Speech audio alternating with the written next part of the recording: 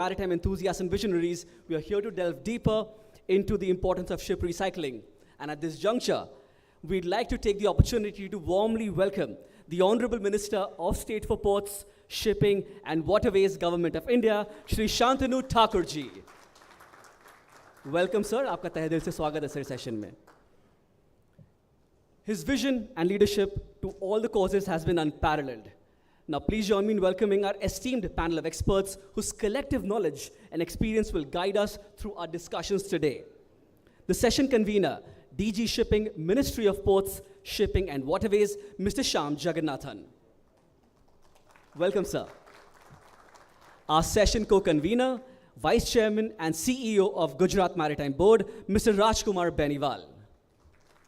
Welcome, sir. Dr. Anil Sharma, Founder and CEO, Global Marketing Systems. Honorable Secretary, Ship Recycling Industries Association of India, Mr. Haresh Kumar Parmar. Manager of Transportation and Logistics Department, Nippon Kaiji Kyokai Class NK, Mr. Takeshi Naruse. Deputy Director, International Labour Organization, Mr. Satoshi Sasaki. Ms. Luisa Puccio, Director, Shipping and Trade Policy, European Community Ship Owners Associations. Welcome, ma'am. Mr. Shobhit Kapoor, Marine Operations Manager for South Asia, West, Lloyd's Register. Captain Prashant Vidge, Head of Public Affairs, South Asia, AP, Moller Maersk. Dr. Michael Bucky, Counselor, Head of Section, Delegation of the European Union to India. Welcome, sir. And lastly, Captain Ashok Srinivasan, Manager, Department of Maritime Safety and Security. These, ladies and gentlemen, are the esteemed dignitaries on the dais. With this, please join me in welcoming Mr. Shyam Jagannathan, DG Shipping, Ministry of Ports, Shipping and Waterways, to kindly felicitate our Honorable Minister, Shri Shantanu Thakur ji.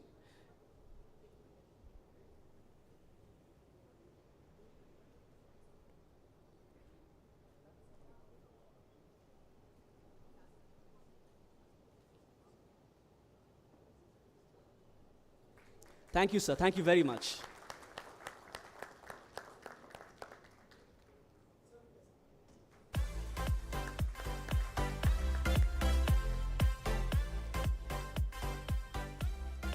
And at this juncture, I will request all the dignitaries on the dais to please rise for a group photograph together.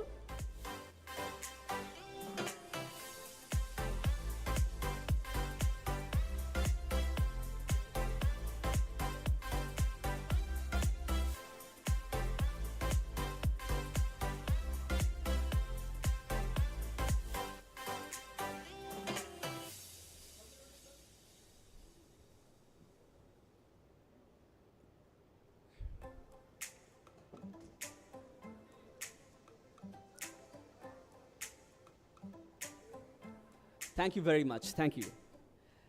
To proceed with the session modalities, may I now humbly invite the session convener, Mr. Shyam Jagannathan, to deliver the welcome address. Welcome, sir.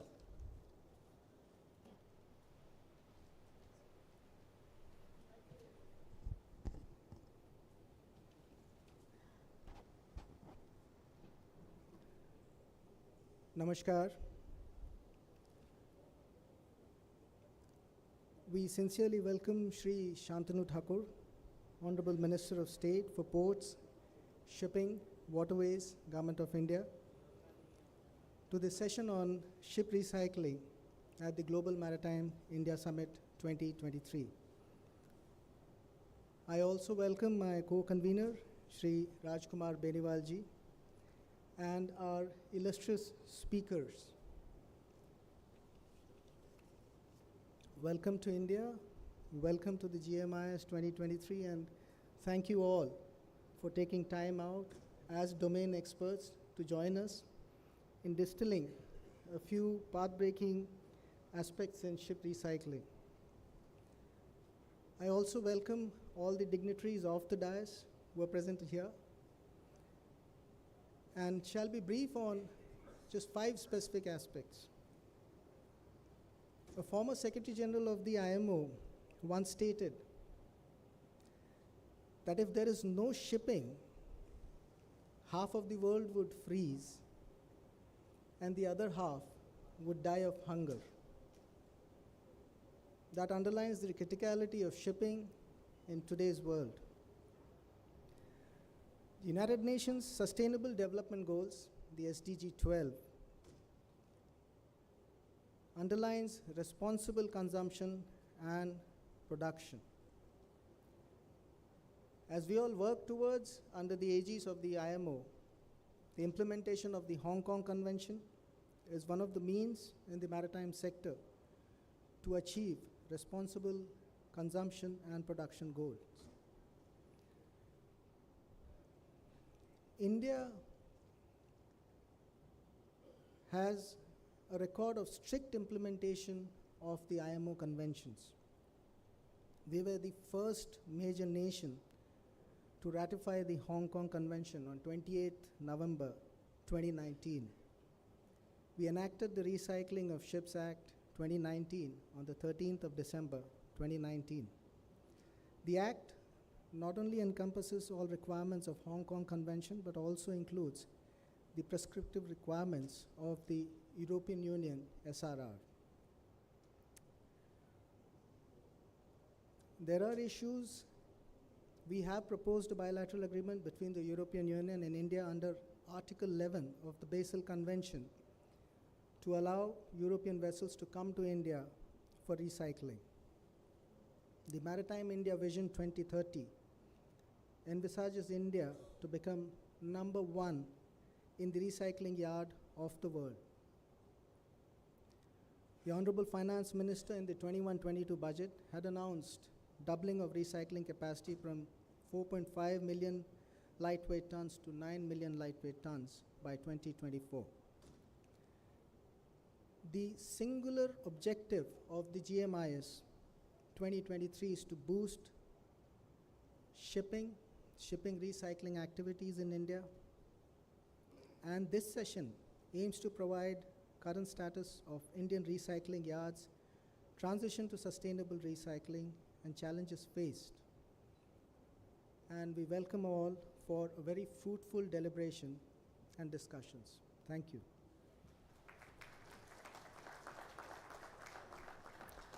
Thank you, sir. That was very eloquently done. With the welcome address out of the way, please join me in welcoming our Mananiya Mantriji, Shri Shantanu Thakurji, to deliver the special address. Welcome, sir.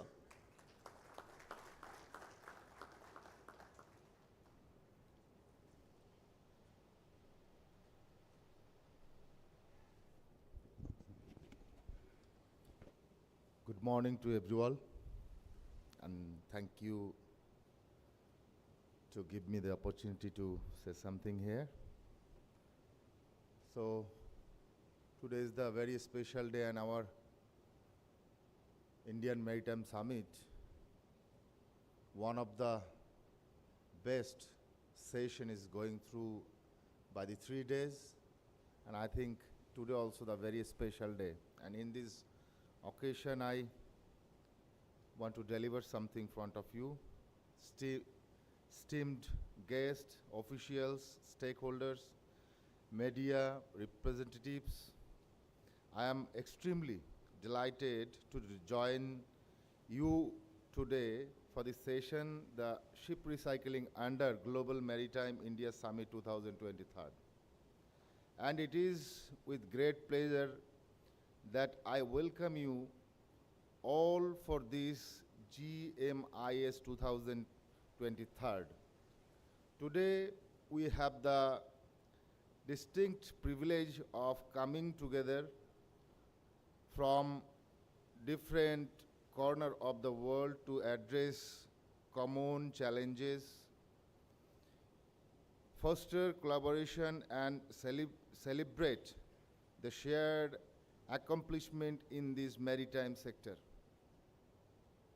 At the Global Maritime India Summit 2023,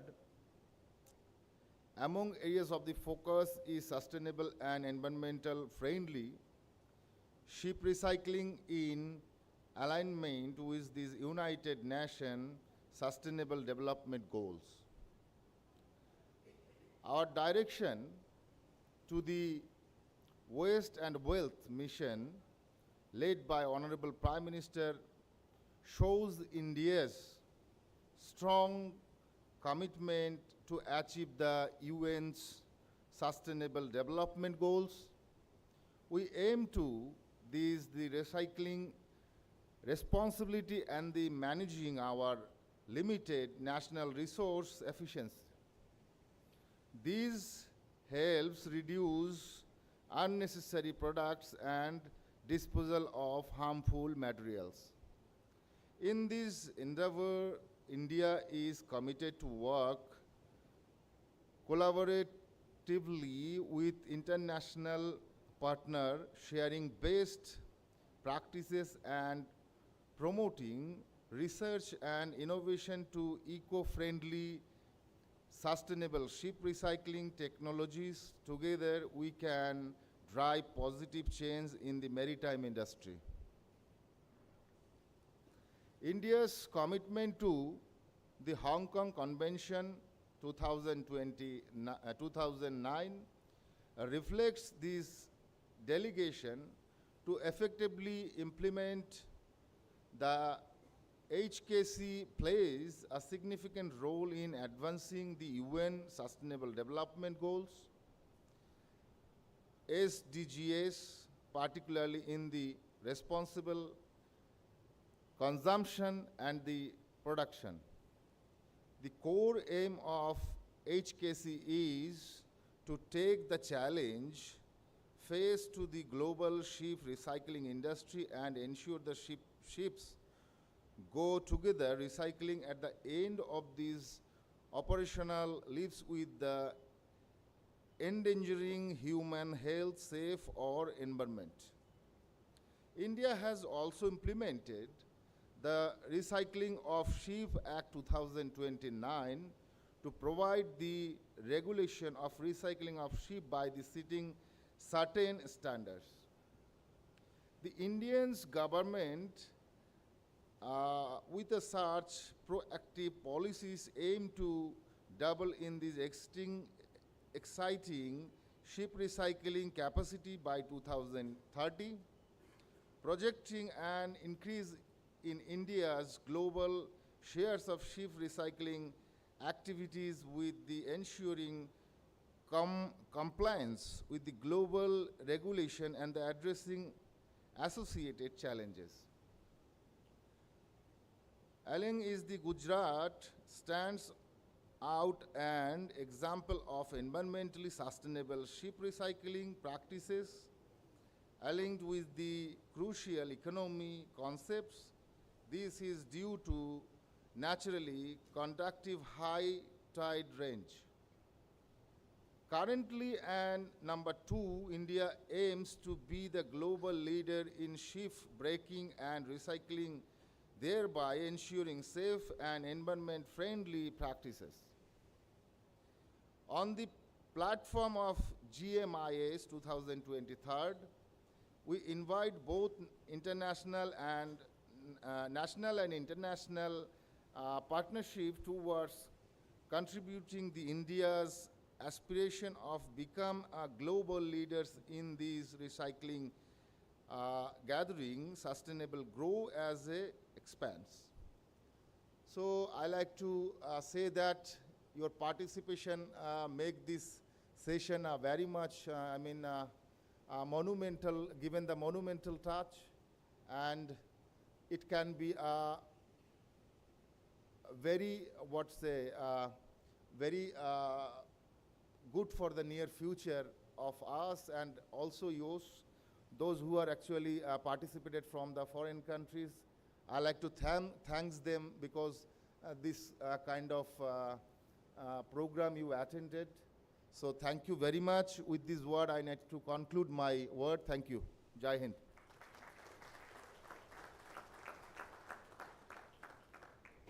Thank you, Honorable Minister, sir, for those words of encouragement and for your leadership. That truly means a lot to us. Now, with that being said, let's dive right in to this session. Please join me in welcoming the moderator for this session, Mr. P. Gopinandan, who will set the context and then take over the proceedings of the session as a moderator. Mr. P. Gopinandan from DG Shipping is the Officer of National Authority of Ship Recycling. Ladies and gentlemen, please join me in welcoming the moderator for the session.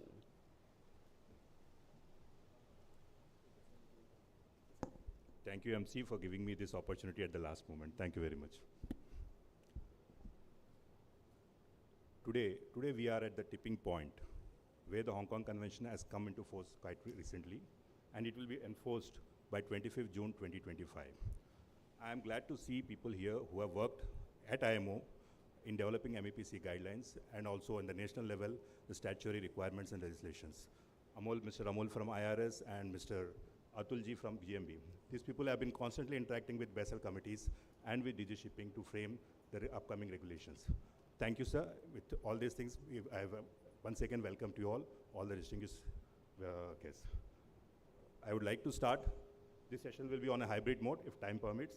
We'll be having a presentation from all the speakers, and I would like to invite Mr. Sri Rajkumar Benwalji, IAS, CEO GMB, for giving his presentation. Please, sir.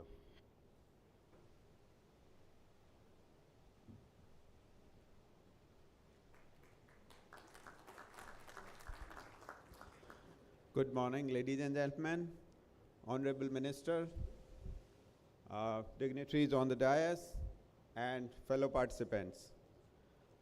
I'll give very shortly a glimpse of what we are doing at Alang, one of the biggest ship recycling yard of the country. Can we, yeah, please. Next. Yeah.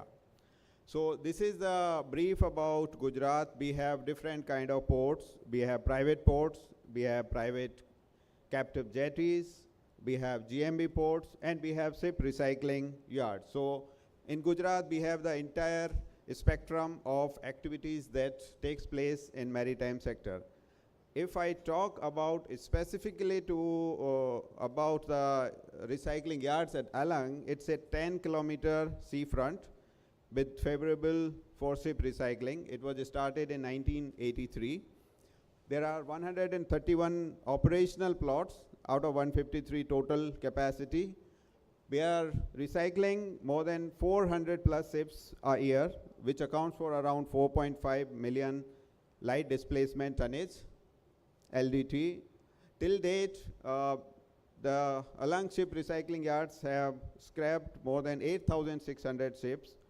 98% of India and 32% of global volume is recycled at these yards. They are providing direct employment to more than 50,000 people and indirect employment to more than 150,000 people. We are equipped with the latest and best possible facilities for waste disposal and handling. Out of total 131 plots, 111 plots have already been registered and approved under HKC compliance. We have also registered for registration under EU SRR, and the process is ongoing. Next, please. So the entire ecosystem at Alang is a kind of circular economy or circular industry. You can see the ship is owned by SIP initially, and at the end of its life cycle, cash buyers take it, goes to shipping agents, comes to ship recyclers, and then the waste management agencies, then transporters, re-rolling mills and induction furnaces, and contractors and secondary traders, and finally come back to ship owners. So it's a complete best example of a circular economy. Next, please. If we talk about green ship recycling, or maybe sustainable ship recycling, which is the word of the day, everybody is talking about it, let us understand what green ship recycling means. So green ship recycling means three things. First, isolate. Second, conserve. And third, reuse. Isolate means you isolate the parts of the ship which are harmful and dangerous to marine and human life. The entire ship is not dangerous. Some of its parts, some of its components are dangerous, and we have to isolate that. Conserve means we have to conserve the marine ecosystem by systematic disposal of hazardous waste. Whatever waste is coming out of these ships, we have to dispose them in such a way that it does not harm our marine ecosystem and other human life. And the last part of green ship recycling is reuse. We have to reuse whatever is coming out of the scrap of the ship. That is reusing and recycling the remaining part of the ship for better use. Next, please. Now, what we are doing to achieve these three objectives at Alang? First one is isolate. So, after this and before also this Hong Kong compliance, each ship which is coming for scrapping, a detailed plan is prepared under which an inventory of hazardous materials is prepared, that these are the things which are hazardous within this ship. Then removal of hazardous materials and management of and treatment of this. So we separate the hazardous material and we treat it at our facilities. Then the last point in this is that the vessel is cut into blocks and brought to the concrete flooring rather than cutting in the intertidal zone, so that no waste is left on the intertidal zone or in the sea. So these are the processes which are shown here. Next, please. Now for conserve, how do we conserve? The best way is to dispose the hazardous waste at best facilities. So we have TSDF facilities, dedicated facilities, which are for disposing the hazardous as well as other non-hazardous waste. Best recycling practices are adopted for conservation of environment. These are some of the pictures of our facilities. Next, please. Systematic disposal of waste is important. For that, we classify our waste in mainly 4 categories, and how we dispose them, that has been explained here, like ceramics, garbage, glass, rusted iron, etc. This is one kind of hazardous waste is dumped at the secured landfill sites. Then asbestos and asbestos containing material, it's very dangerous. So we recycle it and we encapsulate it, solidificate it, stabilize and dump at a secure landfill sites. Then thermocol, puff, oil sludge, etc. That goes to incinerator. We have incinerator facilities. Then bliss water, contaminated water, other kind of oily water, that goes to treatment effluent plants, and last POPs, they are incinerated in CHWF facility. On the right hand side is given the capacity of our various facilities: solid waste cell, then landfill site, common hazardous waste incinerator, then fire hydrant system, effluent treatment plant, etc.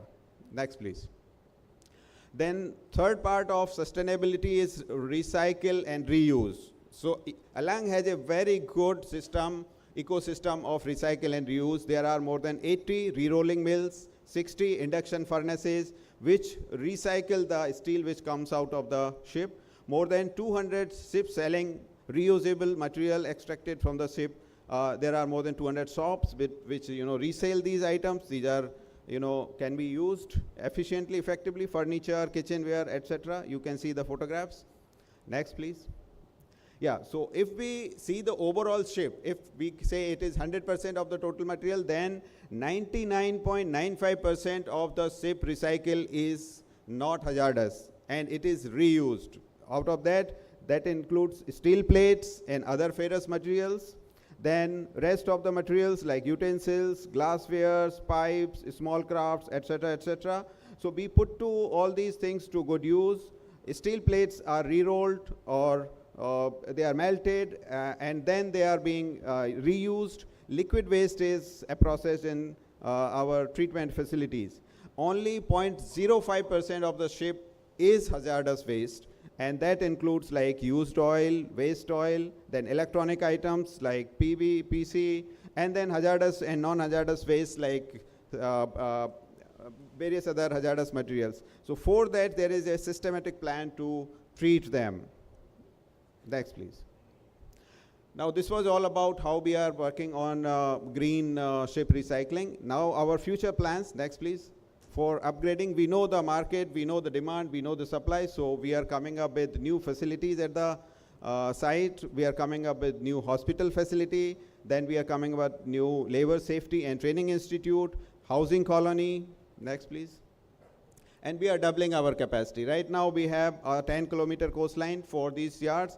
We are preparing another 10-kilometer coastline with 50 new plots. They'll be the international size. They will be having backyard for secondary cutting. They will have advanced waste management systems. They will have landfill sites and allied infrastructure such as road, water, hospitals, electricity, etc. The combined capacity after the new yards will be around 10 million metric ton per annum, which will be biggest in the world. Next, please.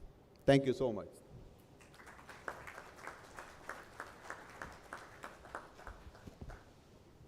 Please note, Shri Shantanu Thakurji, or Honorable Minister of State, and Shri Shyam Jagannathanji, DGS, they have to attend another session which is immediately after this, so they will be leaving us the dais.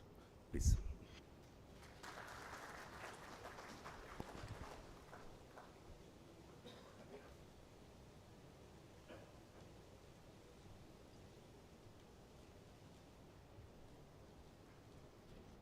Thank you, Rajkumar sir. Thank you for your presentation. We will look forward to work with GMB for the upcoming USSR requirements.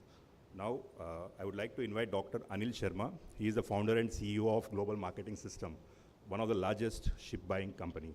Sir, I would invite you to give your speech, please.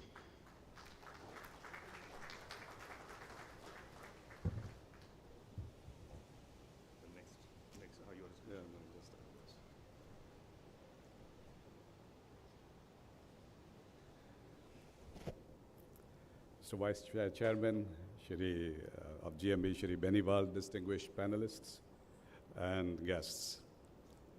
The fact is the world fleet is aging. According to United Nations Conference on Trade and Development, the average age of the world shipping fleet at the start of this year was 22.2 years. More than half of the world's fleet is over 15 years old.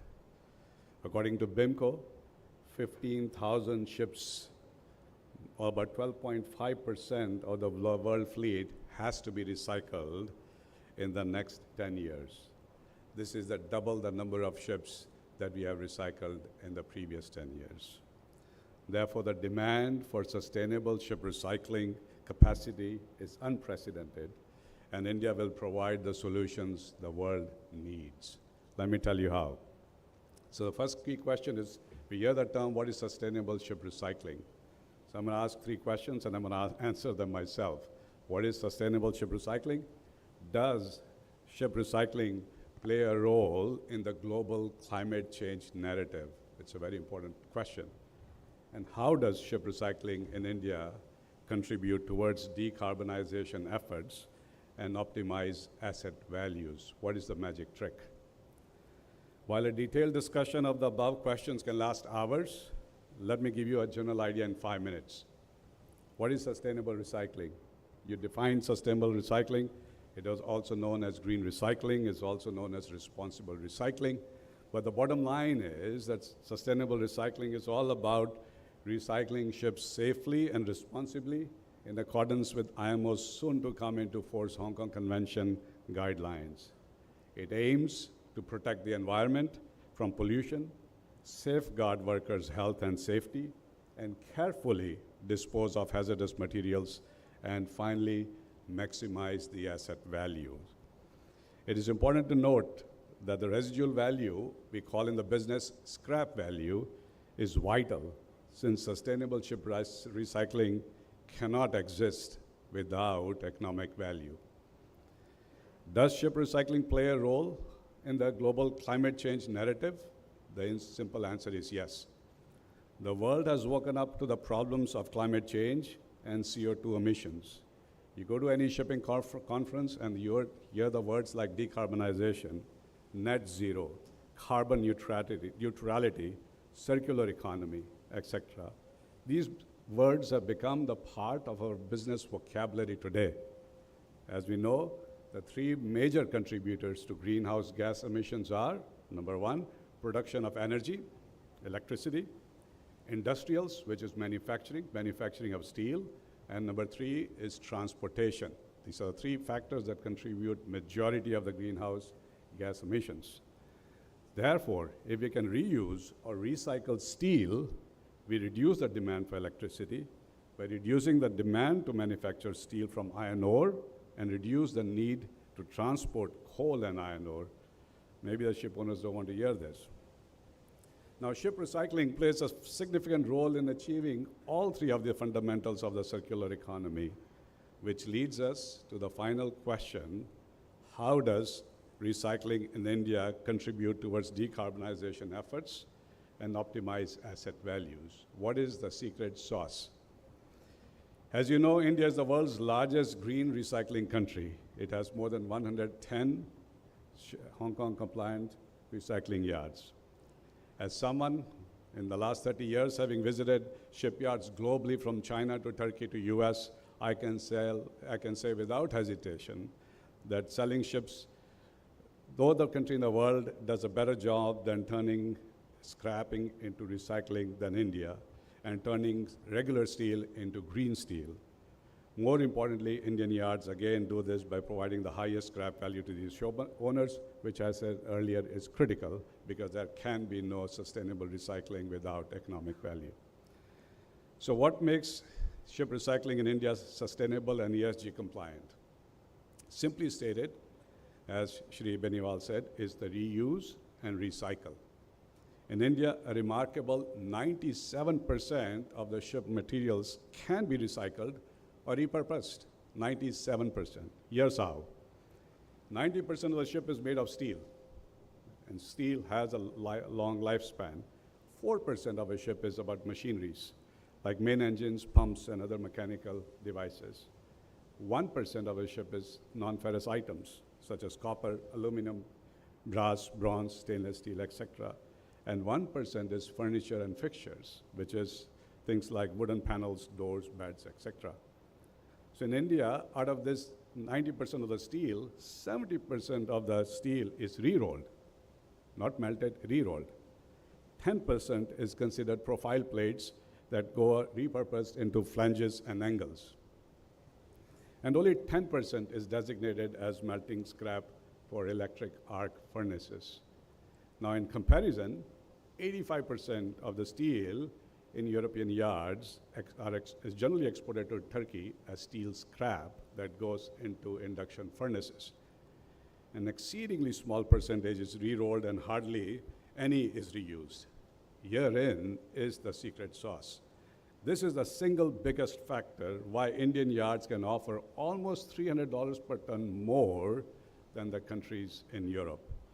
On the size of a Panamax container, this equates to about $6.5 million more. That's a lot of money.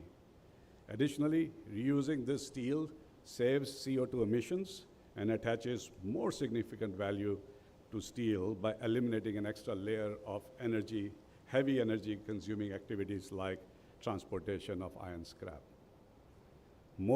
Going further, the same steel that we are talking about, 1 ton of recycled steel saves about 1.1 tons of virgin iron ore. 1 ton saves roughly more than 1.1 tons of iron ore. It saves about 642 kilowatts of energy, 1.8 barrels of oil, 4 cubic yards of landfill, and the list goes on and on. As Mr. Beniwal said, more than 8,500 ships have been recycled in Alang. You know, there's about 62 million tons of steel that Alang has recovered. That's enough steel to make about 8,500 Eiffel Towers. That's a lot of steel. The wood that has come out of these ships, in 10 years, about 50,000 tons of wood has been recovered from recycling of ships in Alang. This wood has been reused directly into interiors of homes, offices, and other commercial spaces. This has saved about 440 football fields of forest cover and has captured about 1,500 tons of carbon dioxide. A lot of big numbers here. Non-ferrous metals, about 140,000 tons of expensive non-ferrous items, which has a premium value here. All of these examples demonstrate simply one thing. The economic value and sustainability of ship recycling in India cannot be matched by any other country. But that's not all. Unlike Europe, where yards can get automatically on the list of EU-approved yards by being simply in Europe, without any audits from class societies, in India, ships are recycled safely and environmentally friendly manner under the spotlight of world's leading 5 IX class societies. 2 of them are at least on the stage today, and supervised by many leading auditing agencies hired by the ship owners. So what about the waste? Again, Shri Beniwal has said only 0.5% of the ship is waste. This is identified via IHM, safely removed by trained workforce equipped with PPEs, transported securely to the government-controlled certified waste disposal site, and disposed according to international norms and standards. This entire process is also supervised and audited by trained personnel. So in conclusion, over 25 years, ship recycling, which was initially known as what Dr. Martin Stofford calls the 3 Ds, dirty, dangerous, and depressing. This was 25 years ago. In the last 15 years, the ship recycling industry has changed. With the assistance of Indian government, regulators, IMO, especially Norway and Japan, Indian yards took the initiative to go green following the guidelines of HKC. Starting with 4 yards in 2015, which obtained Class NK Statement of Compliance, today 111 yards are HKC compliant. This is an increase of 2,675% in only 8 years. This kind of growth is unprecedented. The world needs India's recycling capacity, and the world needs India's purchasing power. Without India's ship recycling industry, the world fleet would have limited sustainable ship recycling options.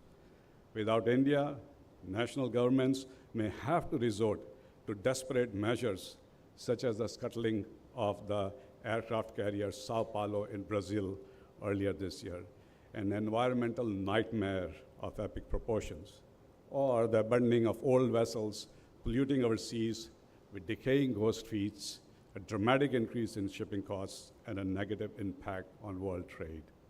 Ladies and gentlemen, therefore, I earnestly hope that Europe eliminates EU ship recycling regulation, and once HKC comes into force in less than 2 years, there is one standard by which sustainable recycling is governed.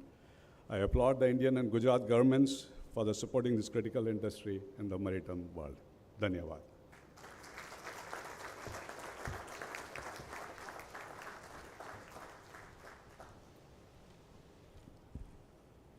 Thank you, sir. Thank you for giving us the data where we were sustainable recycling. The core element is the steel can be infinitely recycled.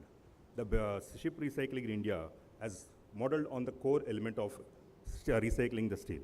And now I would like Syria Ship Recycling Association of India, one of the oldest and most influential associations of India. If you work with them for last 6 years, definitely I can tell you that they are the most influential. I would like to invite Shri Harish Kumar Parmaji, Honorable Secretary of Syria, to please give his presentation. Please, sir. Thank you, sir. Our COVC Rajkumar Belivar, sir, distinguished guests, and ladies and gentlemen. First of all, I would like to thank you, Shipping Ministry, to give us opportunity to express our thoughts over here. Yeah, today I'm giving our strength, achievement, and challenges, what we have faced in last 5 years. Next. This is the diagram. You can see that our 111 yards are compliant with the class HKC certification. This is class NK, RINA, IR, BV, Lloyd. This all classification society are working with the ship recycling industry. Now, 27 plot have been applied for the EU list, and out of them, 5 has been audited also. But due to some legislation problem with the EU and our Indian government, they are withheld with that, and we hope so they will solve as early as possible. All facilities are approved, mandatory SRFMP and SSDP for each ship. IHM prepared by the master of the ship. If the ship masters not provide, then expert will prepare the IHM when it is not available from owners. We developed infrastructures and procedure for effective compliance of HKC. Adopt modern equipment and technology for safety and environment protection. Special training and drills for the ship concern special like asbestos removal, evacuation, emergency. Regular supervisions in all stages, daily toolbox talks, and weekly safety meetings we are consulting as per the HKC norms. This is our achievement in we have achieved within last 5-7 years. Regular issuance of permit and reporting all incidents, accidents to all government authorities.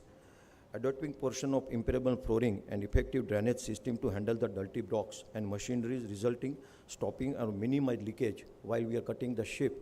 Our all yards are now impermeable flooring, so minimize the leakage we are in intertidal zone we are doing.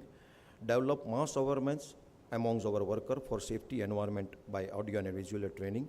Sustainable approach, mindset for continuous improvement. You can see that in last 5 years, we are improving our yard continuously. Whatever we are get the suggestion from government as well as the classification society, we are always adopt that and improving our yard.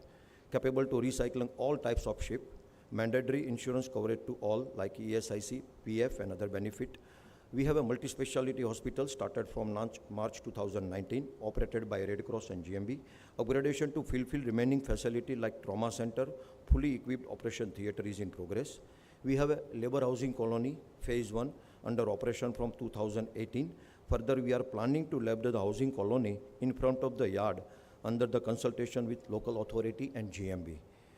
Because we can get the labor colony in front of the yard, so we can develop our secondary yard also, and we can take our best over for labor, whatever the ship recycling owners is concerned.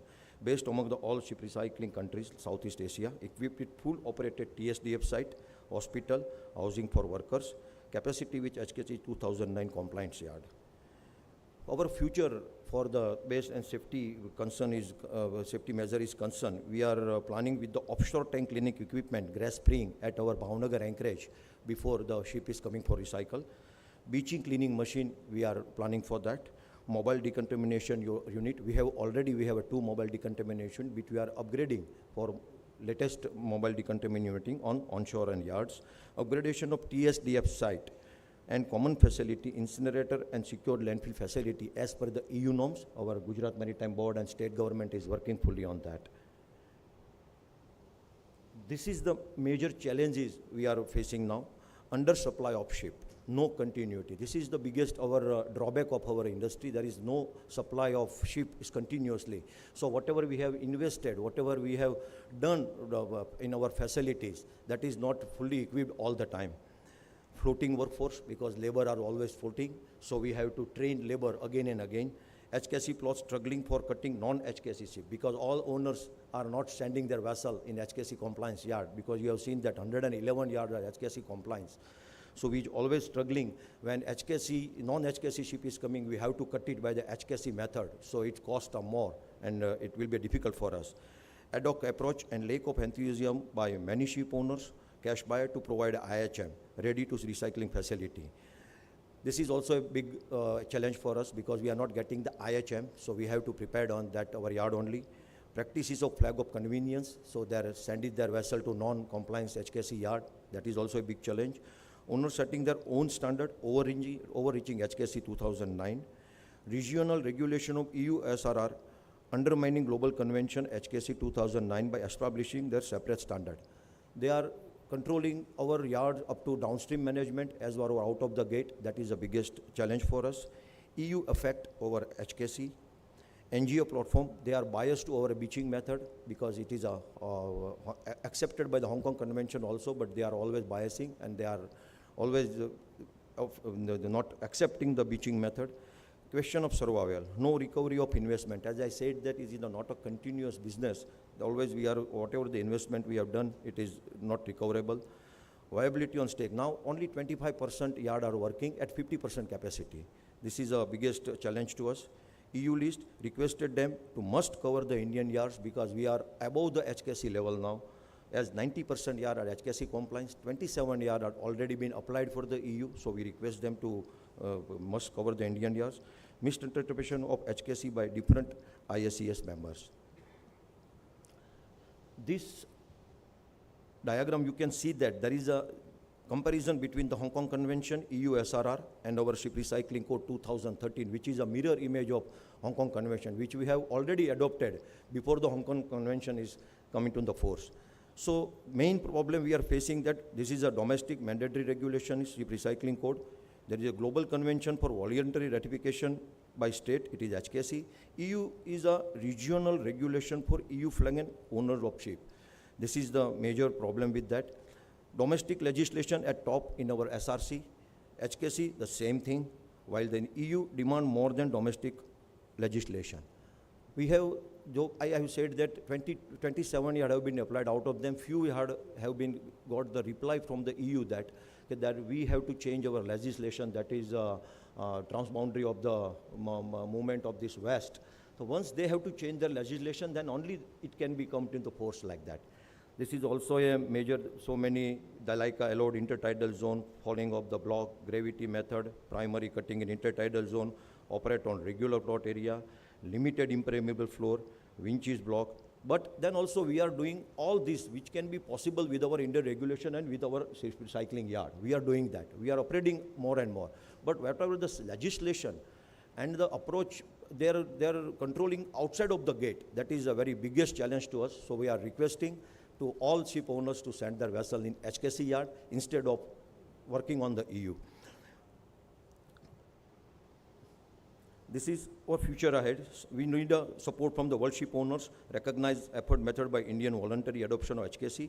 We have capacity to demolish 70% of the world fleet. Promote ship owners to send their ship and voluntary to HKC yard, sustainable approach and growth.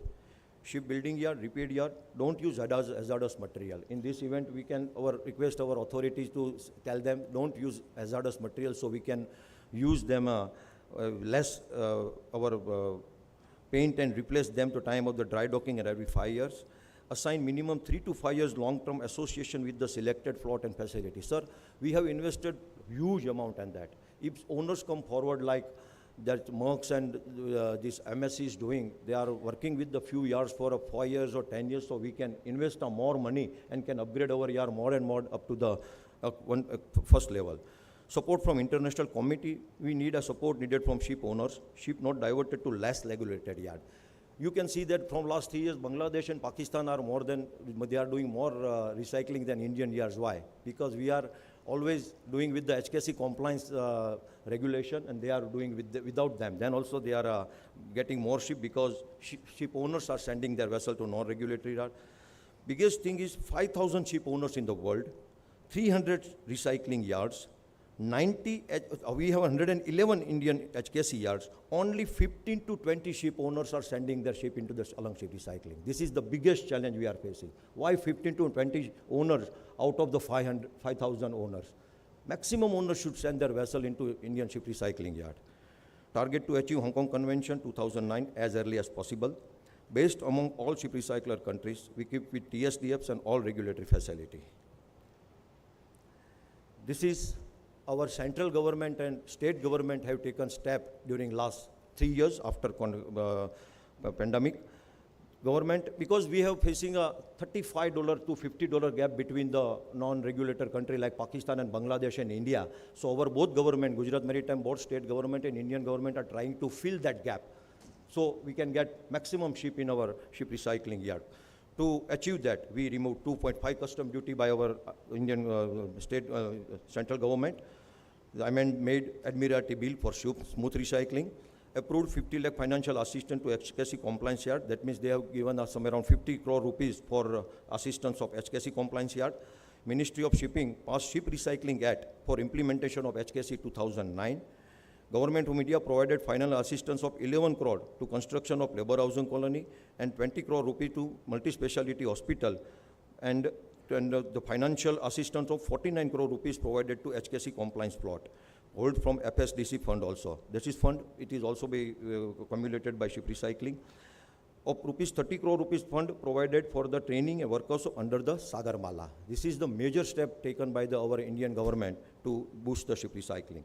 Ministry of Shipping, Government of India and Gujarat Maritime Board participated in EU-SR summit held in Brussels to convince EU ship owners to send their vessel to HKC yard in Alang for recycling. This was the biggest step. In last month only our sir has been there in Brussels and they have taken a very keen action on that. So we always welcome our government for that.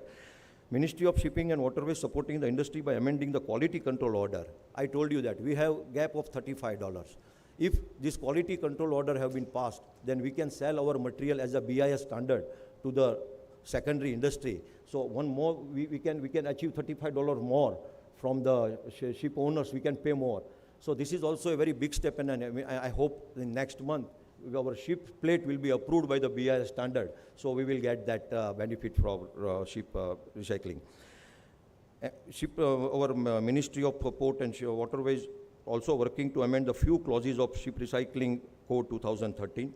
Ministry also reviewed, the committee has also resolved the issue pertaining to custom, GPCB, ESIC, and also finance related issues. This is the major steps taken by our central government. This is our state government, and Gujarat Maritime Board has taken the steps to boost our industry, constructed labor housing colony worth rupees 24 crore rupees to accommodate 108 laborers on dormitory basis and ready to use. It is in working from last 7 years. GMB has approved financial relief approximate 50 crore rupees in 2023 and 24 by reducing our charges, and 26 crore rupees during COVID to the industry by various charges reducing their government.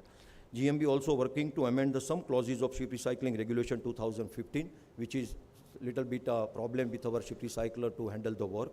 GMB also doing exercise to allot a free and unused land in front of the yard to ship recycler to construct a labor housing colony and secondary yard.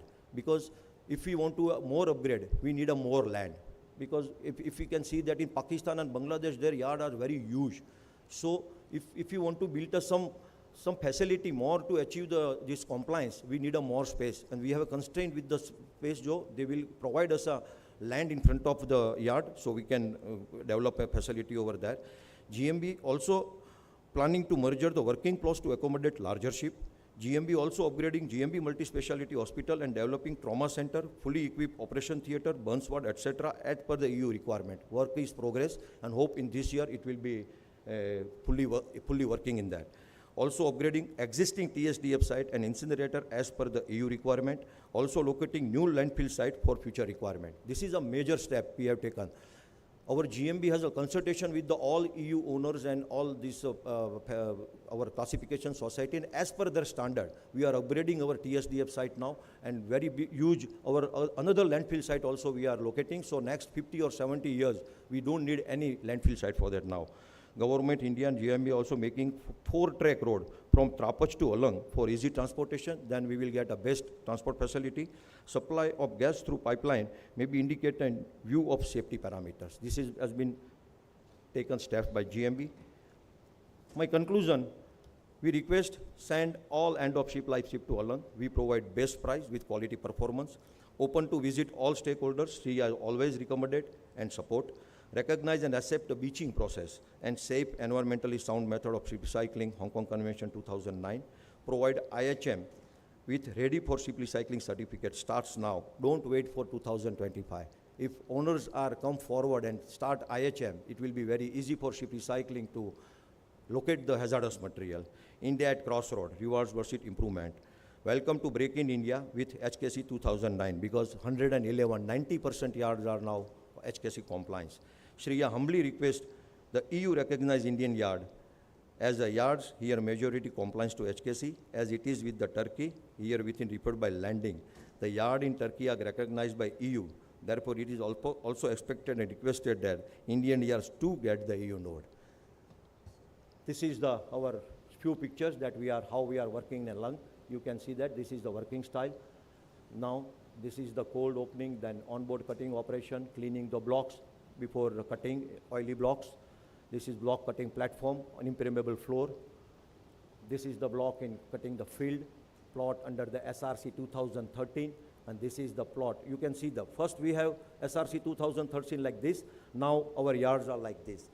We are completely improving. Even though getting the HKC certification, then also we are doing our improving continuously. And this is our fuel treatment, effluent treatment plant, incinerator, secured landfill site. This is our GMB training center. This is audiovisual training center, multi-speciality hospital. There's an expansion of this hospital is going on. This is labor housing colony.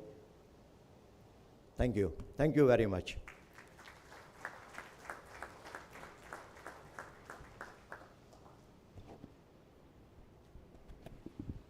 Alang has grown in leaps and bounds in the last 4 decades. When we are talking about HKC, we are here when the ship recycling, India is already a ship recycling, major ship recycling country. I would like to thank the Gujarat government policies and the GMB policies, which are very much commendable, and would request other states to please take a note for these policies to be modeled upon. I would also like to request Sri Ajit Sukumaranji, Chief Surveyor with Director General. He is the technical head for the National Authority of Ship Recycling, to chair the dais on behalf of DG Shipping, please.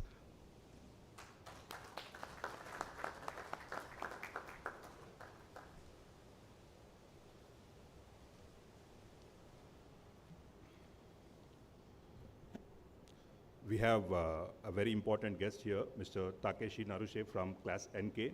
He was involved in the development of MAPC guidelines for the development of inventory of hazardous materials way back, some 16 years back. He's having experience for last 20 years and a specialist in ship recycling activities. Sir, we would like to give you a presentation, please.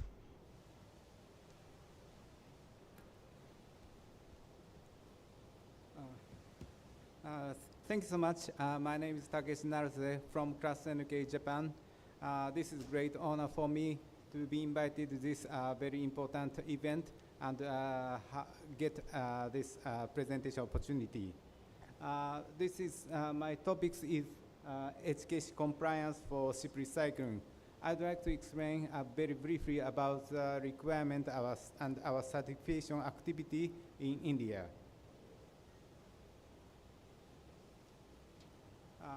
First, I would like to introduce our society, Nippon Kaiji Kyokai, often called as Class NK. Nippon Kaiji Kyokai is a ship classification society which is established in 1899. And the head office is located in Tokyo and Chiba in Japan. And the class fleet of us is, as of August 2023, around 9,000 ships are registered in our society. It is about 270 million tonnage, which is 20% of the world merchant fleet. So Class NK is one of the biggest classification society in the world.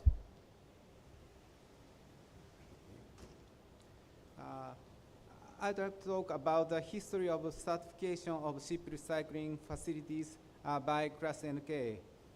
Class NK has issued Statement of Compliance, SOC, to the Hong Kong Convention to ship recycling facilities as a third party prior to entry into force of the HKC since 2012.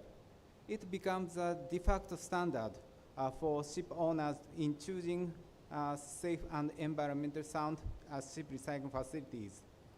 In 2012, we issued a first SOC in the world to a ship recycling facility in China.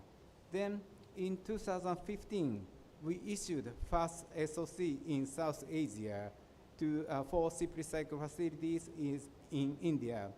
That is RL Culture Shipbreaking and Priyablue Industries, Sri Ram Vessel Scrap PVT Ltd, and Lira Ship Recycling.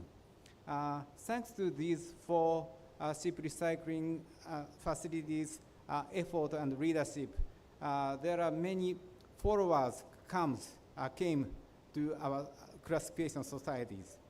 Then in 2020, we issued the first SOC in Bangladesh. Then as of today, a total 60 SOC in the world we have issued. In detail is in India 54, Bangladesh 4, and Turkey 2.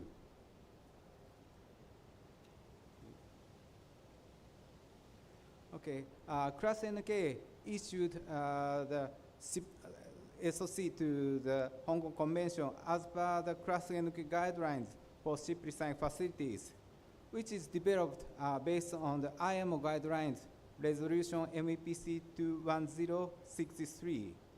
The guidelines stipulates the procedure and requirements for the certification of ship recycling facilities.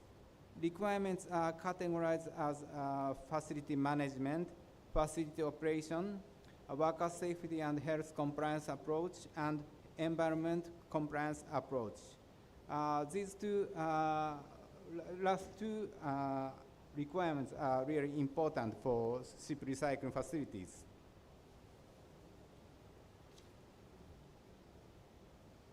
Okay. This is one of the main requirements, worker safety and health compliance approach. Ship recycling have to develop the, and making a procedure to comply with these requirements.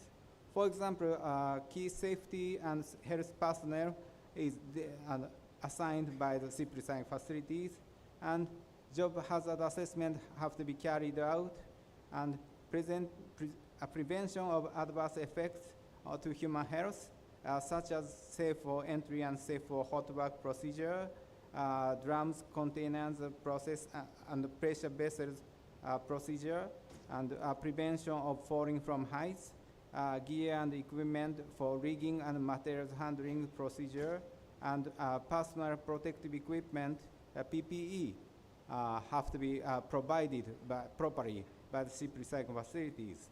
And also, emergency preparedness and response plan have to be developed, and fire and explosion prevention, detection and response plan have to be developed by the ship recycling facilities. Okay. Next one is environment compliance approach. For example, environment monitoring have to be carried out, and management of hazardous materials such as asbestos, PCBs, ozone-depleting substances, paint and coatings, hazardous liquid and residues and sediments, and heavy metals. Such hazardous materials have to be properly treated and disposed. And prevention of adverse effects to environment, such as spill prevention, control and countermeasures, stormwater pollution prevention, debris prevention and controls, and incident and spill reporting procedures. Some of the ship recycling facility we have certified have the latest technology to comply with these requirements. For example, washing of oil blocks with high pressure water machinery machine in the designated area, which has proper draining system. And also, some of the years have already carried out the transportation of rock without touching intertidal zones using a big crane to comply with the EU SRR requirements. Okay. And also, it is not written in the presentation, some of the ship recycling facilities have already calculated the GHG emissions in order to meet the future requirement of green steels. This is the latest activities. Then finally, the Hong Kong Convention will enter into force on 26 June 2025. After the entry into force of the Hong Kong Convention, ship recycling facilities shall be authorized by the competent authority. However, the competent authority may entrust authorization of ship recycling facility to the organization recognized by it. So ClassNK would be very happy if we can contribute to ship recycling industries in India by our certification activity even after entering into force of the convention. Thank you so much.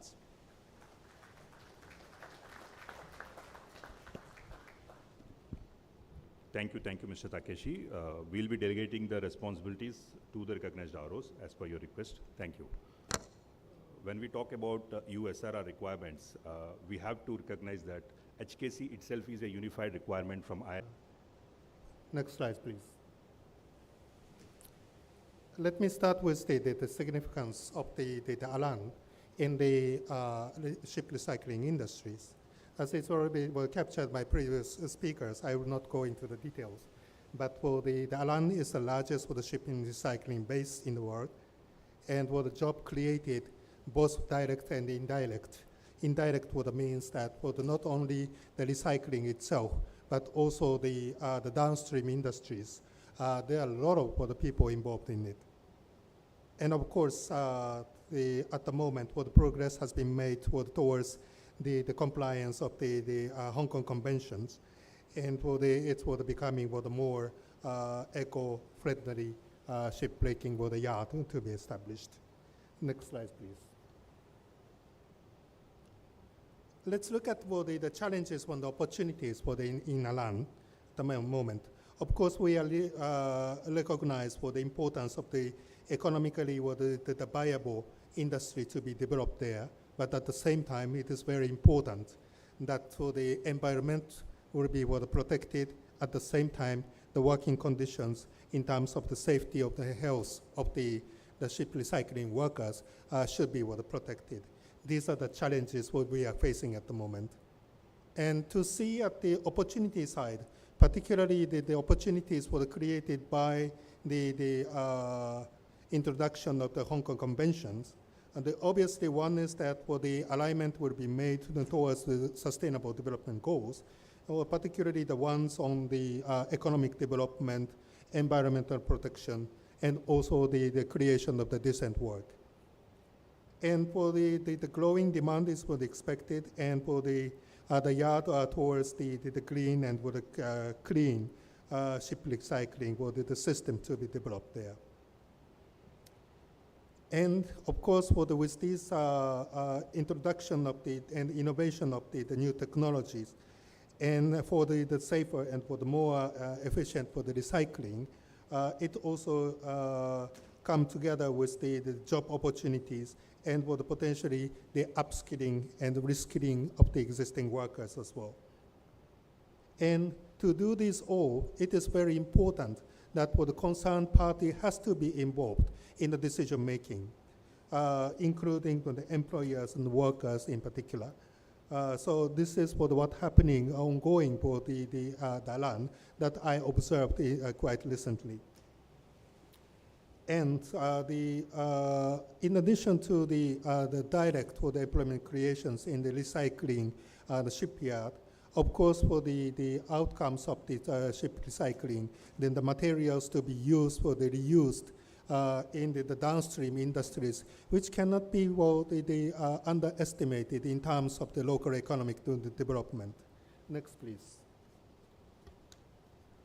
So far, towards the compliance of to the Hong Kong Conventions, the government has been organized for the training programs, and also the good progress has been made towards the closer to 100% for the compliance to the Hong Kong Conventions. And thanks to the joint effort of the GMB employers, CDA, and for the workers, Asaragua, towards this. And also the specialized for the trainings on occupational safety and health has been organized. But what the still challenges are the diversity of the workers working there. They are coming from the different for the states. So the cultural background, for the languages difference, and also the limited for the education level of these workers as well. So communication is critically important, the factors in the training programs. So solution to this for the existing issues and the challenges, definitely we have to go for the revising training materials, for the upgrading, and for the based on the more the participatory training to be organized among them. Next, please. So what ILOs were doing in Alan at the moment, the three key the areas that we are working in there. Facilitating the stakeholders' engagement at the industry level. As I mentioned, that it is very important to involve the ones who will be affected to be in the discussion panel. So we are involved in the DG Shipping, GMB, and Syria as the employers' organization, and Asaragua as the workers' organizations. So these organizations are working together at the industry level, and for the ILOs for the promoting for that. And at the enterprise, shipyard level, we also facilitating the organize the safety and health for the committees in shipyard, involving the both employers and for the management together. So this is the basis to identify for the potential risks involved in the workplaces. And at the same time, we are organizing the training program on occupational safety and health for the workers. And lastly, the third part of it is the importance of the downstream development. As I said, that there are a lot of materials produced by the ship or this recycling yard that has been reused by the outside the gate.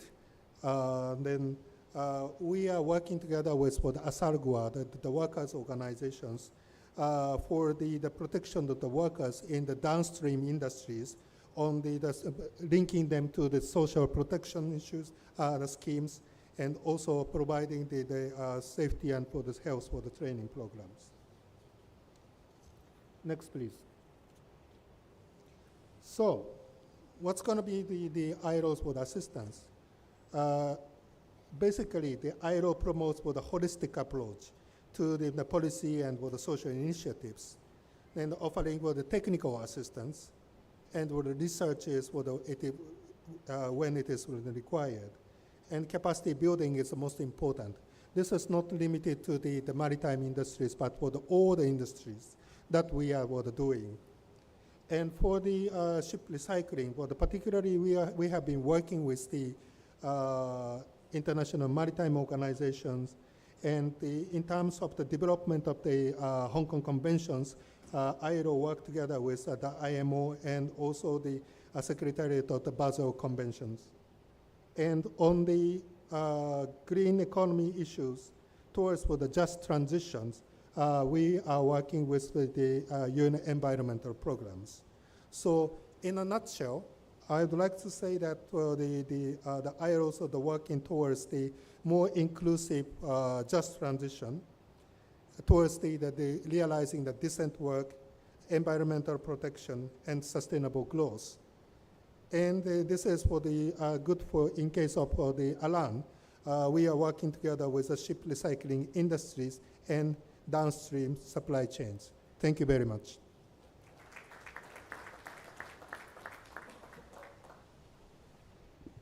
Thank you, Mr. Satoshi. We would like to inform that DG Shipping will be working in collaboration with ILO, IRS, and GMB to develop workers programs, not only in the national level, but also standardize this program in international level, and I would seek your cooperation, sir. Thank you very much. Ms. Luisa Pucho, Director, Shipping Trade and Policy, European Community Shipowners Association. May I invite you to give a speech, please?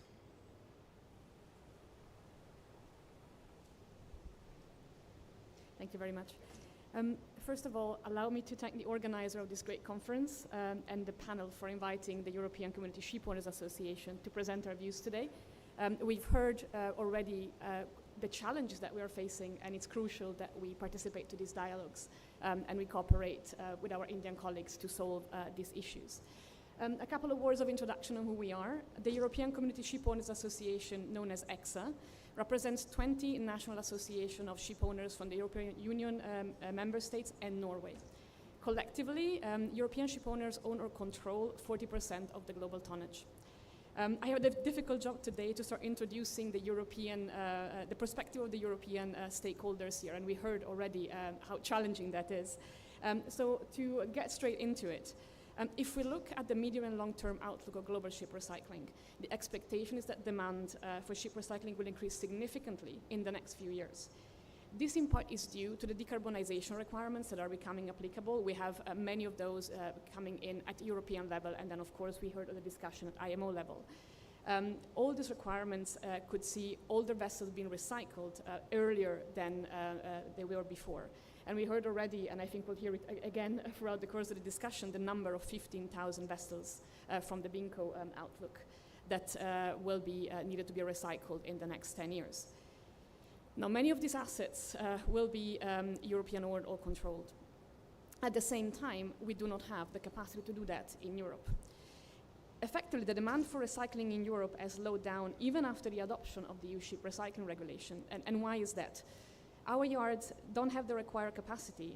First of all, they're mostly able to accommodate smaller vessels, but also in recent years, they've shifted their focus from pure ship dismantling to maintenance and repair.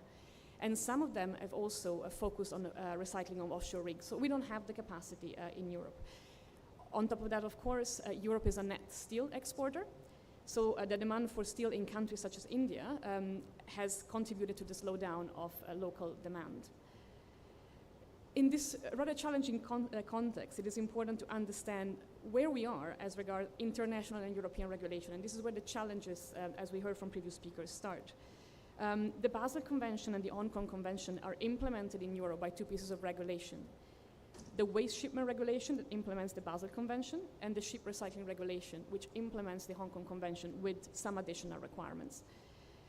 These slightly different and often competing regulatory regimes have brought on significant challenges for European ship owners on how we can legally recycle our vessels. Specifically, the European ship recycling regulation, which, as I mentioned, implements the Hong Kong Convention, but brings in some additional requirements, laid down procedure and parameters for ship recycling yards to be placed on the EU-approved list, which is where EU ship owners can send the EU flag vessels to be dismantled. However, we have heard already today from many speakers that Indian yards are not on the EU list. And why is that? This is because of a very strict legal interpretation of the European Commission of the Basel ban, which basically doesn't allow the European Commission to evaluate non-OECD yards, no matter if they comply or not with the EU standards. Once again, these regimes create severe legal uncertainty on what ship owners, European ship owners cannot do, and of course also creates an unlevel playing field. So where are we now? On a positive note, there is a revision ongoing of the EU waste shipment regulation, which implements the Basel ban. This is still under negotiation at EU level, but it's nearing conclusion, and we expect to be completed by 2024. When the implementation of the Basel ban, the one that prevents us from looking at non-OECD yards, came into being, this was a legal interpretation that we consider very strict.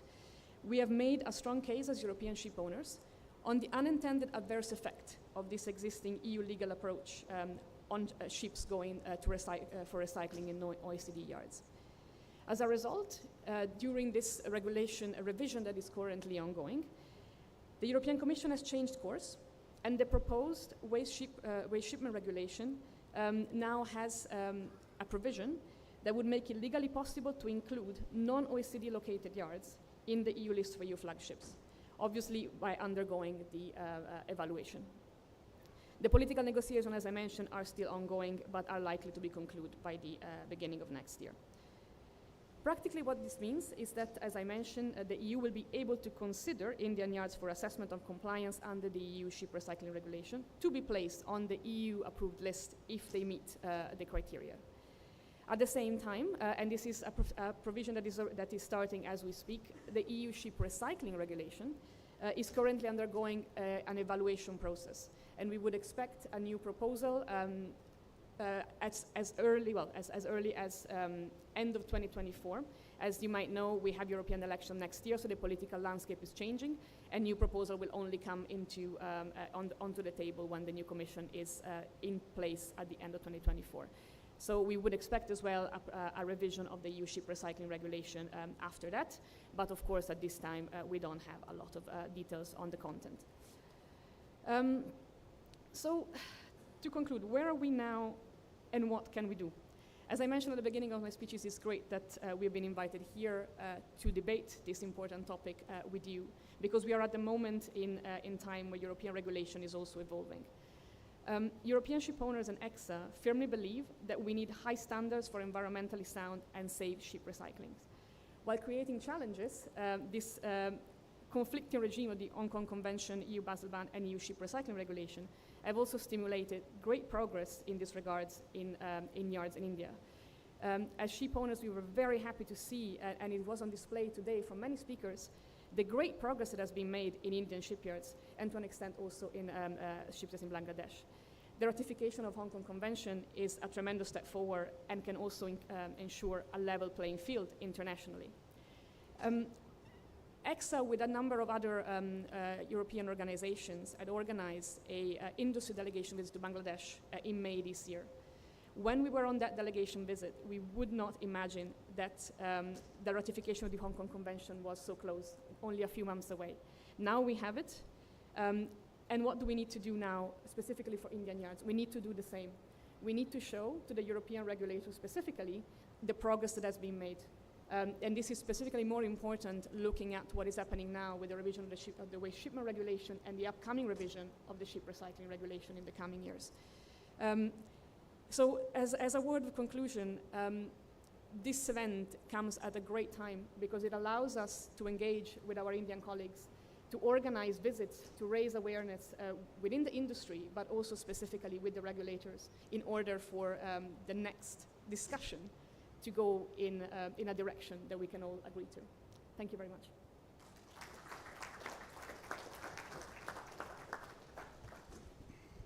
Thank you, ma'am. European owners represent 40% of the global tonnage by value, and we would look forward for your constant support. And it is also to be noted that 27 of our yards are already in line to get EU authorization, and rest of the yards, they are waiting for the Basel ban amendment to be resolved so that they can upgrade their yards to the EU requirements. Now, the shipping is in downtrend, and we would like to know the global upcoming uptrend, and I would like to invite Mr. Shobit Kapoor, Marine Operational Manager for South Asia West from Lloyd's Register, please.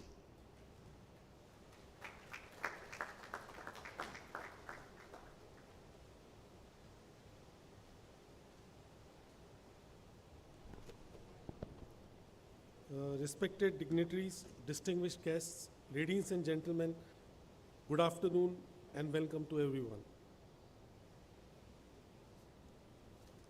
Last couple of years, let me start with a somber mood, had not been very good for recycling industry. There were challenges both from supply as well as demand side. Countries like Bangladesh and Pakistan had credit issues as well.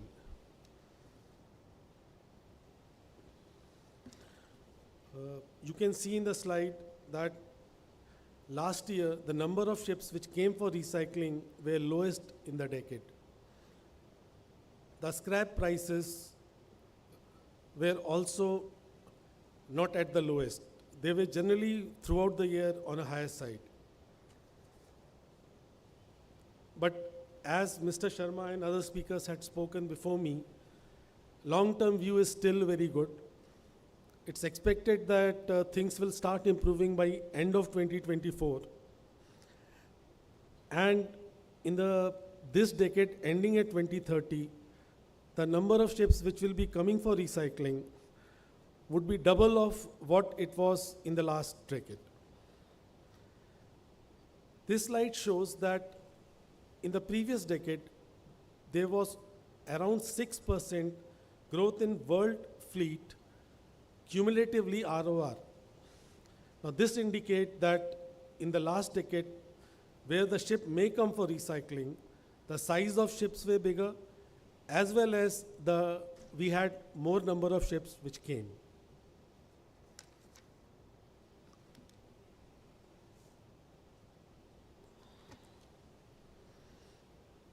The average age based on Clarkson's information currently is 12.5 years.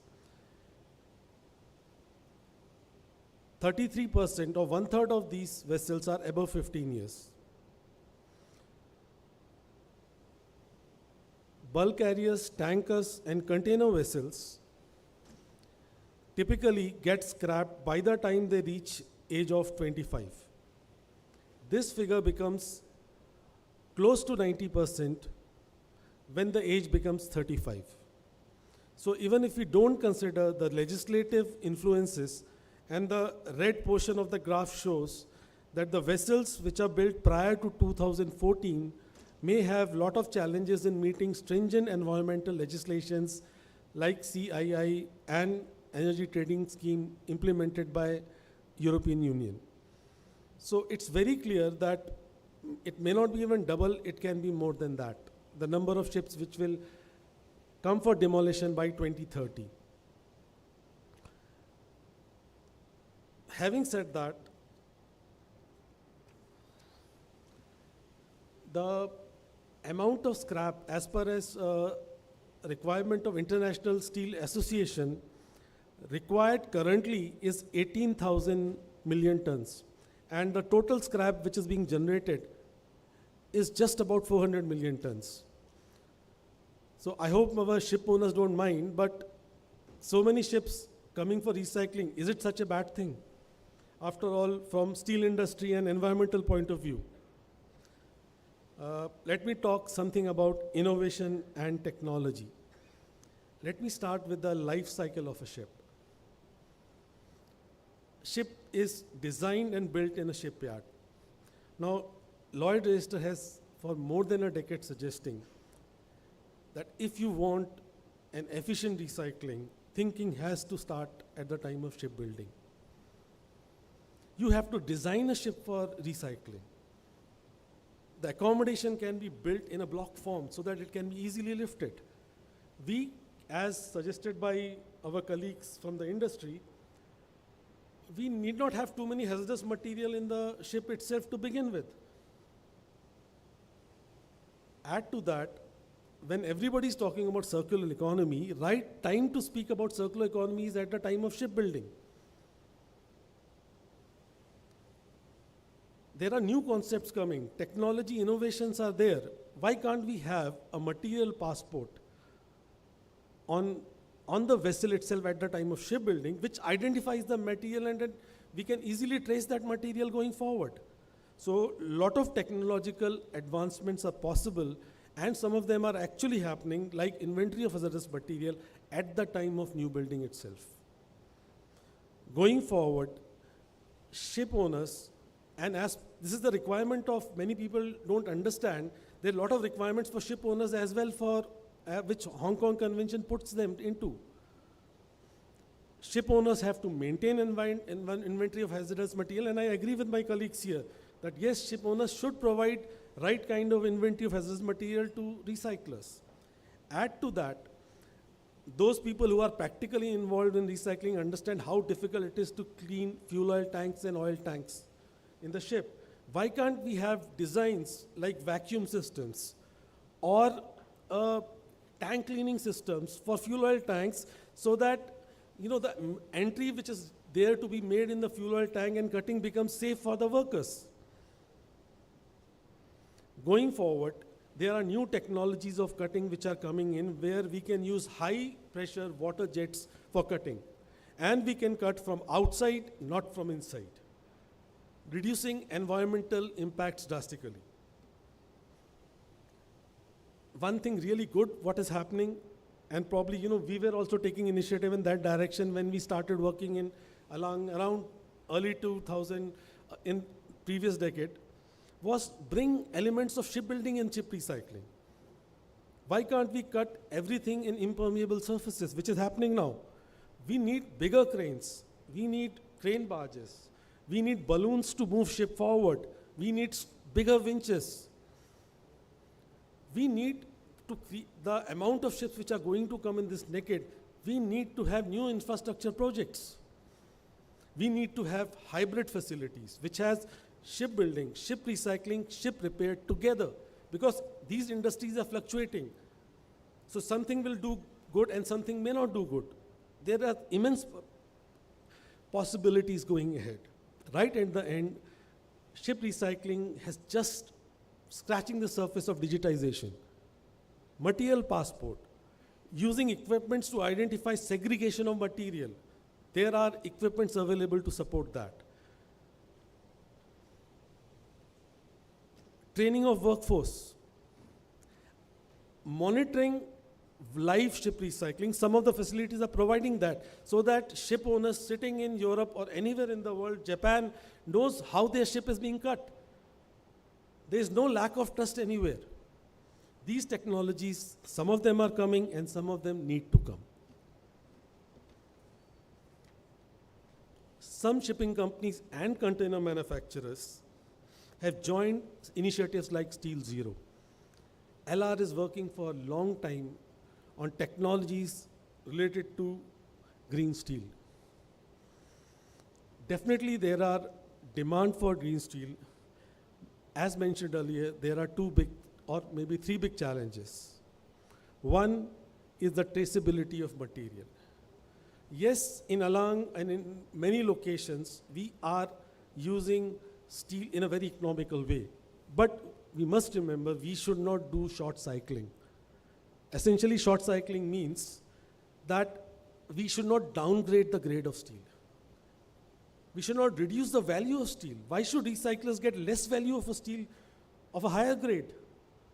They should get a better rate for the steel. A ship steel in generally is a high grade steel. We should not short cycle that.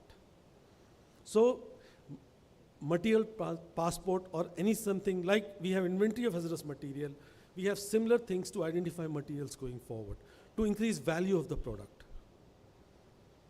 Second challenge is segregation at the site. How well are we segregating material? Yes, all of ship is made up of steel, but there are various grades in various locations. And no metallurgist would like things getting mixed up. So these are the areas we need to work on. And our materials department in LR has been working diligently on these lines. As an Indian coming to India, to double the output, there are some upgradation required in our current infrastructure. Let me quickly close my session. Probably being emotional, I have exceeded the time limit. There's a need to improve on the current infrastructure and build new infrastructure to take bigger vessels. The current infrastructure may not be efficiently able to recycle big ships. There is, and as our colleague in GMB suggested, that there is a need to invest on and upgrade the current TSDF site. And this I am saying as an Indian, not as a representative of LR. Why can't we have optional standard which goes beyond EU SRR? We can be the first country to develop a standard which has a recycling standard which has circular economy in it. Let's go above and beyond regulations. Thank you, everyone. And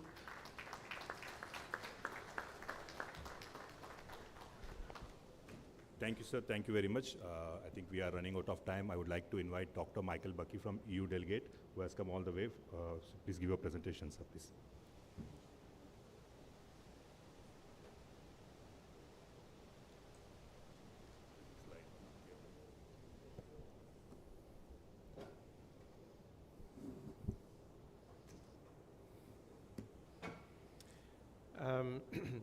Thank you, Mr. Facilitator. Good morning, ladies and gentlemen and fellow panelists. I'm very grateful to the Ministry and to the organizers of GMIS to give me an opportunity to talk to you today and maybe dispel some misunderstandings with regards to the EU ship recycling regulation. First, I would like to start with a disclaimer that I'm just the local spokesperson, but these slides were prepared with my colleague Christelle Rousseau in the DG Environment of the European Commission in Brussels, and she's the real expert. So if there are questions that you may want to address to the real EU expert, that will be her more than I, but nonetheless, I'm happy to stay in touch if you have questions after this presentation. The first thing I would like to address is the scope of the EU ship recycling regulation, and we named it the Hong Kong Convention Plus, because this is what it is. It's not a competing standard. It is how the EU decided to transpose the Hong Kong Convention into its own legislation. It's important to emphasize that EU flag ships going for dismantling needs to be compliant with this regulation, but also all new European ships and third country ships that are stopping in EU ports are required to have this AHM that was already mentioned. The most important part here is that in order for EU flag vessels to be dismantled into a ship recycling facility, it needs to comply with all the requirements of the Hong Kong Conventions, which are considered as minimum requirements, and also with additional provisions mostly contained in Articles 13 and 15 of said regulation. And here I really need to emphasize that the Hong Kong Convention itself acknowledges that the parties, individually or jointly, can adopt more stringent requirements, and that's what we did. So those Articles 13 and 15, they talk about build structures, handling containment, release of hazardous materials, access for emergency response, and so on and so on. So indeed, we have mostly shipyards within the European Union or the OECD, and since 2019 we've been unable to grant access to shipyards that are outside of the OECD. But as Louisa mentioned, we are about to find a fix for that, and so in a matter of months, EU flagship could get recycled in any facilities included in the EU list, which may or may not be within OECD countries. So that includes India. At the moment, 27 of the Indian yards have applied for being included in the EU list, and as far as I'm aware, only 6 have been actually inspected, and those inspections were kind of frozen back in 2019. So that's a short summary of the process for certification. For becoming an EU approved facility. The first one for facilities outside of the European Union is to be certified by an independent verifier. Then there needs a formal application that leads to a desk assessment by the Commission, and then there are inspections which are carried out. So that was the process which had started with Along and other yards. Then eventually, if everything checks, the yard is included in the list. There is a midterm review after about 2.5 years, and then another inspection for the renewal after 5 years. That's the cycle as it's supposed to work. This regulation was adopted in 2013, and now we are indeed in the process of evaluating the ship recycling regulation. And the main points that are being looked at is the circumvention, the fact that flags are changed just before the ship needs to be recycled and dismantled, the enforcement system, the compilation, maintenance, and verification of the inventory of hazardous materials, the capacity of shipyards in Europe and beyond, and the coherence with the EU broader policy objective. And I think I'm very happy to speak just after Mr. Kapoor, because I think he did an excellent job at underlining the importance, in particular, not only of decarbonization, but of circular economy and digitalization. This notion of product passports and traceability of the life cycle of ships, I think, is extremely promising. I never had the chance myself to go to Along. I look forward to an opportunity to do so, but these were some of the findings of the evaluations that was carried out in 2019. And indeed, the first 2 points, the adequate facilities for emergencies and serious injuries, I think were already addressed. Apparently, the situation has been even further improved after the evaluations. The question of managing leakage in the intertidal zones, I took notes of the concerns about whether it is feasible or to what extent it is feasible to minimize or avoid the leakages, but that's certainly a point that will remain on future inspections. And the third one was precisely on the downstream waste management and standards. And I totally echo what Mr. Kapoor said about the possibility for EU and India together to develop exemplary circular economy. We are working very strongly with the Ministry of Environment and many other ministries on those circular economy committees in textile, in plastics, in electronic waste. I think we would be delighted to look into how it applies to the downstream part of ship recycling. And indeed, not only in the recycling for building new ships, but in designing ships in a way to anticipate their easy and efficient recycling in the future. That's all for me. Thank you very much. Thank you, Dr. Michael. it's a last minute impromptu. The hall has been allotted for virtual meeting for finance minister session. But before that, I would like to invite Captain Ashok Srinivasan from BIMCO. He has come all the way from Singapore to give his speech, please.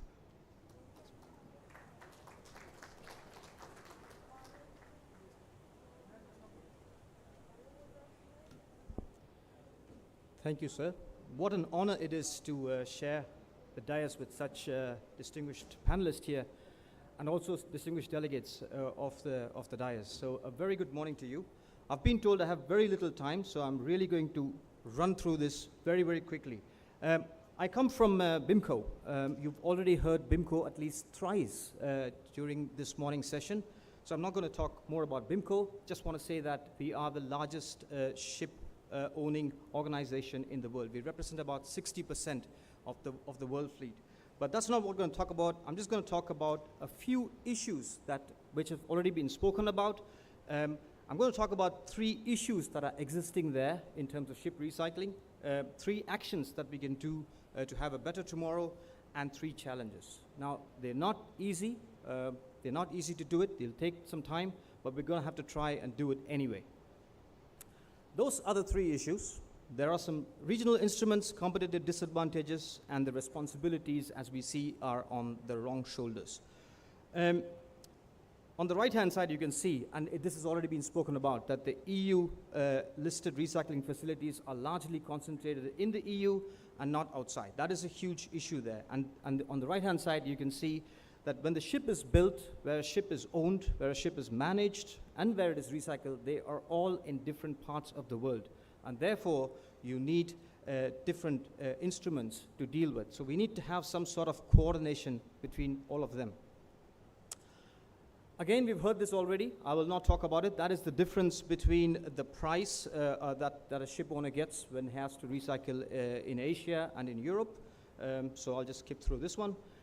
And like we said, that the responsibility lies on the wrong shoulders. And by that, I mean to say that ship owners are asked to comply with most of the things, whereas we believe that there can be a slightly different allocation. So other parties can also come in and try and take that responsibility a bit more. States and IGOs, I think they are the first ones. They can provide legal certainty, and I'm talking about EU-SRR again, and the various regulations there that can align itself with the Hong Kong Convention. Ship owners, and this is something we are telling our members, and we're telling them to choose compliant ship recycling facilities, even if you get a slightly higher price there, because it actually comes into sustainable shipping. And we've actually made a video of it. The link is right at the end of my slide. You can click that QR code and look at that video. We've been telling this to ship owners all over the world. We also tell the recyclers to include their cost, all the cost, not just the cost of the steel, but all the cost. It may look slightly higher, but you're then including all the costs in it, including the downstream and the safety of the workers and things like that. And ship owners are willing to pay that extra price. Like I said, we have to keep the competences right. When I say not just ship recycling, but also the downstream activities, safety of workers, and where the waste goes. We have to keep the regulations global, and we believe that this is only the beginning, because there will be more and more regulations coming in terms of looking at green recycling and also sustainability. So this is just the beginning. And this is something we can do. We can ban substandard ship recycling practices worldwide. We can provide sustainable shipping as a global standard. We have to support safe and quality jobs for the workers all over the world, and especially the ones that are working in our shipyards. And we, again, have to work together, the national NGOs, the IGOs, also the governments, and I humbly request that we all try and work together. So that is my presentation very quickly. Thank you so much for the opportunity. And there is the code, the QR code, which is the BIMCO video of ship recycling, so you can probably look through it. Thank you. Thank you, Captain Ashok ji. BIMCO being comprising 60% of the global ship owners, we would like to work with together. And now I would like to invite our last speaker, Captain Prashant Widge, Head of Public Affairs, AP Moller Maersk, to give us a brief about their green steel policy and the upcoming MOU with Indian government. Please. Thank you, sir.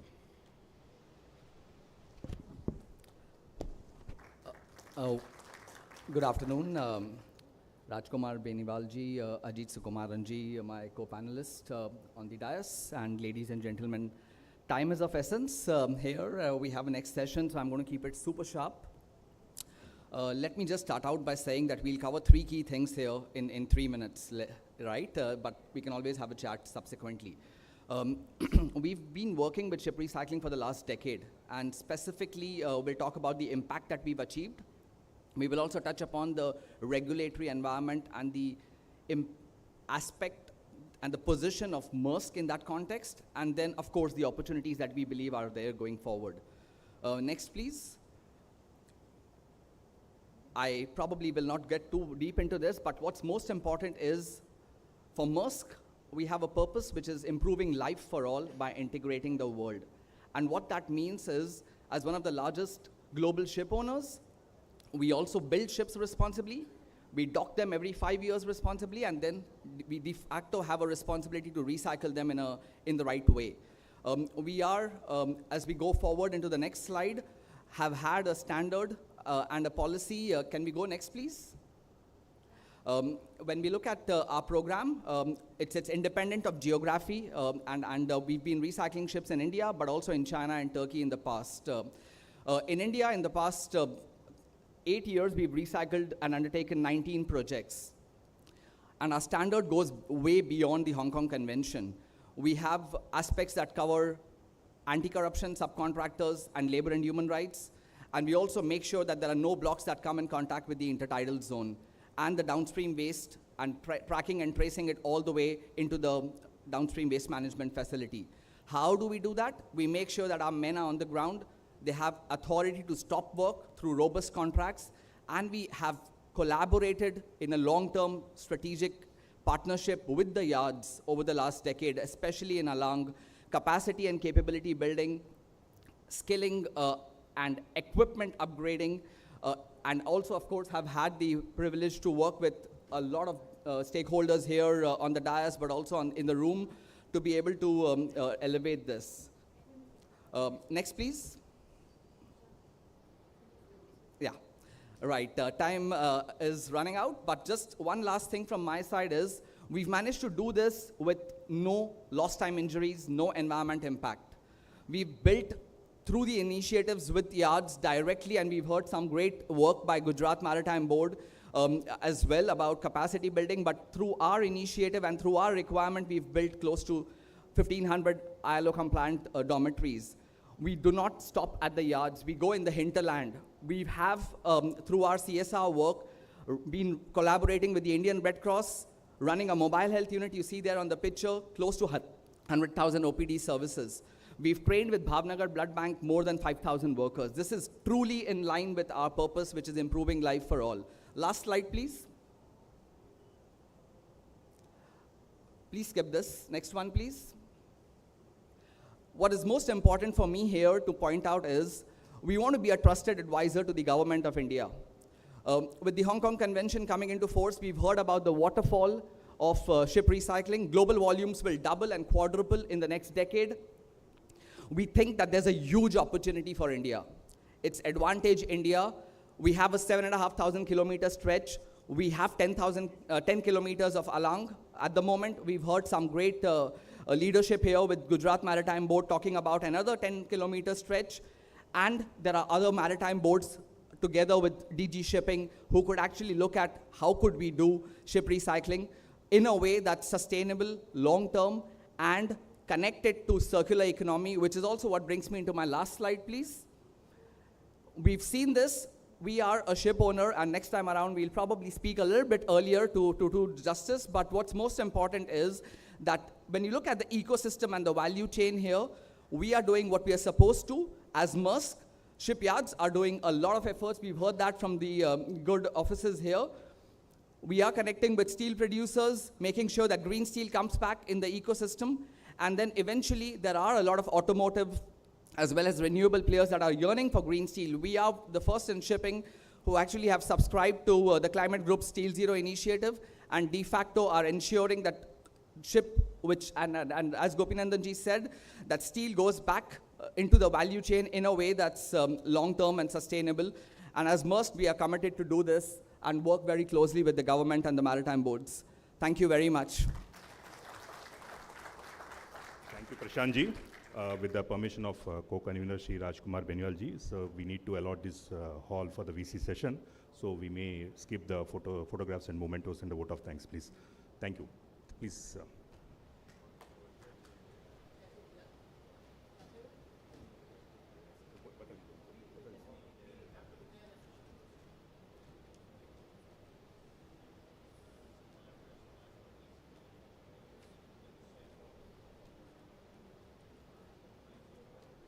Thank you, everyone. The session is closed. Thank you.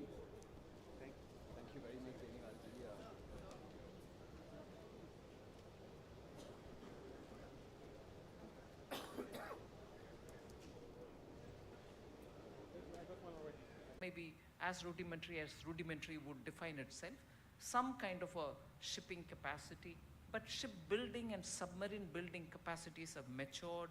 So we need to have financing and insurance and arbitration and create more diverse options. I'm very glad that the people representing the arbitration, particularly from Singapore, are here. Most often our cases in the arbitration, when they go to Singapore, all of us are sitting here in India with our crossed fingers